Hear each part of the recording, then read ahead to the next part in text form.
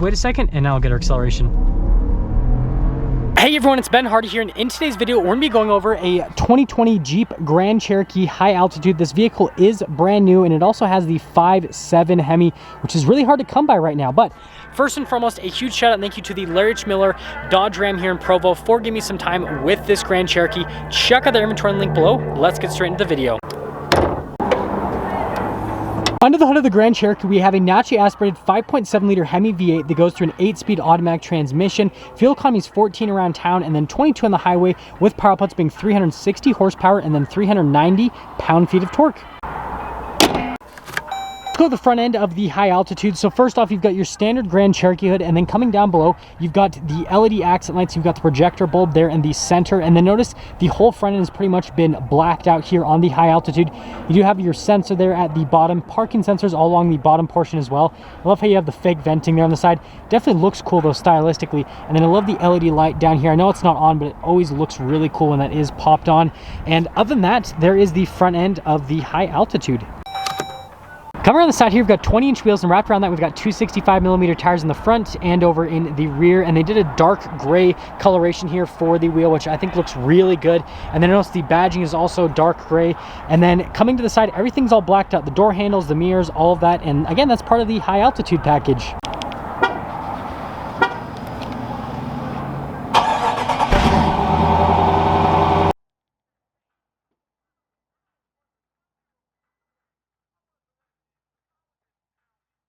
Now popping here into the rear, notice that you get a cargo cover here from the factory, and they've got a speaker integrated here into the back with a 12-volt. And then underneath this, we've got the spare tire, extra storage there on the side.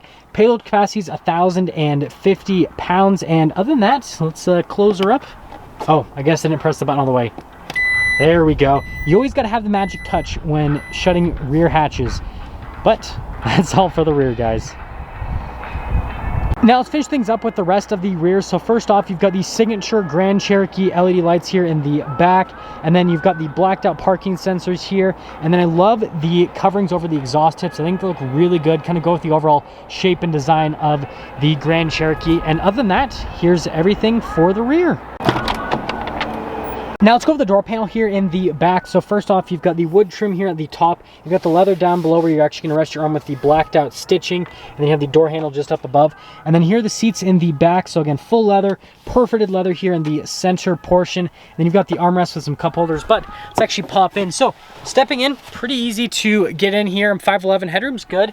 Now the seat is back because it does have memory seats. That's actually more kind of relevant towards the legroom here for the rear.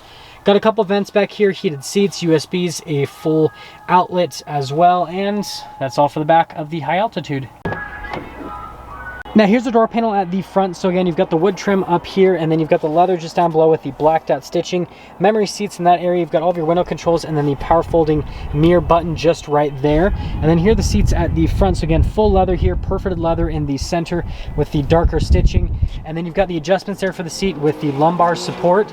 And then here's what the pedals look like at the bottom. Got your gas cap release with your light controls just up above. The steering wheel is automatically adjustable, and there's one more look before we pop in.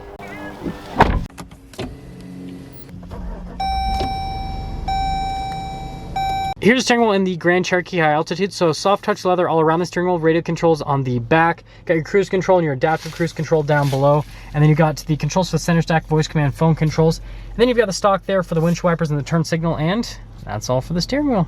So we've got the center screen here, and we've got the gauges on the outside. So you've got analog gauges for like the RPMs and the temperature and all that, and then you do have a screen for the speed, and then these different menus, which you can scroll through to get different bits of information on the Grand Cherokee itself. I'm just gonna leave it to be a giant speedo. Notice it also shows us our mode right now because this has the air suspension, so it says we're in entry-exit mode.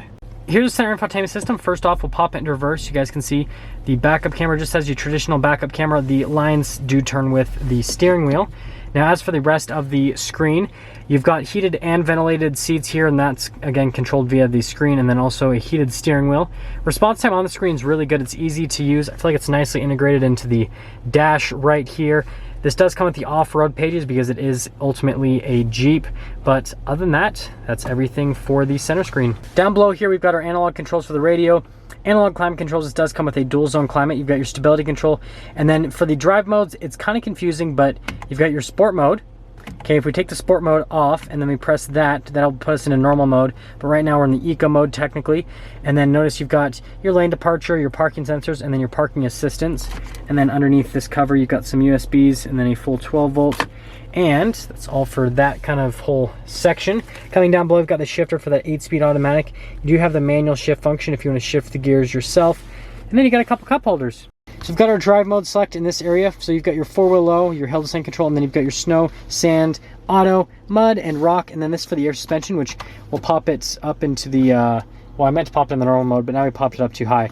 But anyways, raises and lowers the vehicle via those buttons right there, and then it's beeping because, or not beeping, it's blinking because it's doing it right now. Center console, which has 2 tiers to it and a 12 volt there down below. More wood trim here, and then you got the whole glove box situation with felt on the inside, and that's all for that. Oh, I forgot to mention, you've got stitching here all across the dash.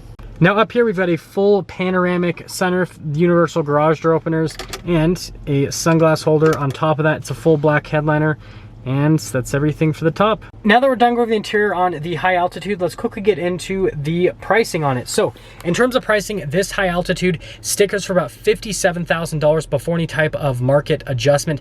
That all being said, let's take her out and see how she drives.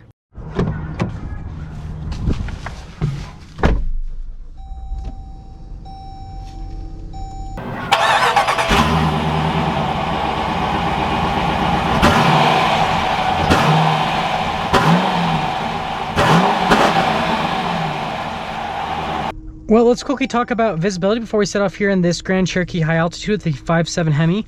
So first off, visibility over the hood, just like any other Jeep, it's actually pretty easy to see out of.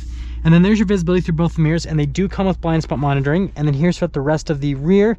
So from a visibility standpoint, it's solid. And that all being said, let's set off. Well, we are setting off here in the Grand Cherokee high altitude. And it's crazy right now with the market and all the vehicles that aren't available, and Grand Cherokees with 5.7 Hemis are definitely one of them. There's pretty much, I mean, there are a few new ones out there like this, but there's really not a whole lot out there on the market. And so it's one of those vehicles that if you're looking for it, you kind of have to jump on them right now. But let's talk about how it drives and see if this is actually the right vehicle for you, or if you should get the 3.6 liter V6, or obviously they also have the 6.4 Hemi, and then they've got the, well, you can't get a new Trackhawk anymore. So you can get the 6.4 Hemi, or you can get the 5.7 Hemi, or the 3.6 liter V6. But anyways, actually setting off here with the Grand Cherokee. Things to note, with this high altitude package, it's smooth. When you go over stuff, just like any other car, you feel it, but it doesn't upset the vehicle. It doesn't bounce all over the place. So it's really compliant with the suspension. That's one of those nice things about air suspension, is it definitely smooths things out, and it doesn't get as upset when you have it in the lower settings. Now, if you raise it up into the higher settings, then it does feel stiffer. So I would recommend when you drive it around to drive it in the lower ride height settings, so then it's not so stiff. Definitely a huge thing, or huge recommendation. Handling on it's really good. Steering's very, very light and pretty direct too. And then in terms of the kind of around town driving with the 5.7 Hemi, it's got a ton of low end torque, and we're at 4,500 feet elevation. It still feels nice and powerful, and it sounds really good. Feels substantially torqueier compared to the 3.6, and it doesn't feel as jumpy as the 6.4. When you get that 6.4, that thing definitely feels like a race car. This though, on the other hand, it feels more manageable. It's just kind of a nice, smooth, progressive acceleration, whereas that 6.4 is just like, it's the hammer. It's right in your face. But we will be getting our acceleration. And is that a Ford Ranger? No, I was kidding. Anyways, actually, I don't think, maybe it is. Is it? I don't know. It's an old one, but let's wait a second and now I'll get our acceleration. Sounds really good. Love the sound of that 5.7 Hemi. Definitely a nice, just throaty V8. The 8-speed automatic's really quick to shift, and I mean, it gets up to speed very quick. And so again, obviously you guys are probably watching this video because you're deciding, hey, should I get a 5.7 Hemi for my Grand Cherokee? And here's what I have to say. First off, from a sound quality perspective, it sounds amazing. Now, yes, the 6.4 does sound better, but the 6.4 gets substantially worse fuel economy, whereas this still gets relatively good fuel economy, so there is that benefit there. I feel like the power is perfect. The 6.4 is so fast. whereas this is the perfect amount of power where you get up to speed nice, where you don't really have to try, but at the same time, it's not too much power where it's unusable. So I feel like, again, it's the perfect balance. And then in terms of the towing with this, I've actually had several friends own these Grand Cherokees now, so I can tell you about the towing on these. And the 5.7 Hemi, they say tows just beautifully. They never have issues with accelerating. Braking on the Grand Cherokees is really good on top of that, and just really solid. And then comparing it to the 3.6 liter V6, again, it's faster, it sounds better. Yes, the fuel economy is worse, but it kind of depends on where you're driving. If you do a lot of highway driving, the fuel economy difference isn't going to be as much. If you do a lot of city driving, yes, this will get quite a bit less than the 3.6 liter V6. But if you're pretty much all highway driving, the 5.7 Hemi is going to have way better passing power, and the fuel economy difference isn't going to be nearly as much as what you would think. And then to kind of cap things off, what I would personally do is, if I was in the market for a Grand Cherokee right now, if I could find a 5.7 Hemi like this, that is the engine I would go for. Like I said, I feel like it's the nice in-between engine. It's perfectly balanced, gets good enough fuel economy, has good enough power. It's just right where it needs to be. And so if you're looking at a Grand Cherokee, I would look into the 5.7 Hemi. And then in terms of this high altitude package, I like how it's all blacked out. Definitely pricey, but it's got a nice interior. The seats are very comfortable. It's got a decent amount of standard tech and features as well.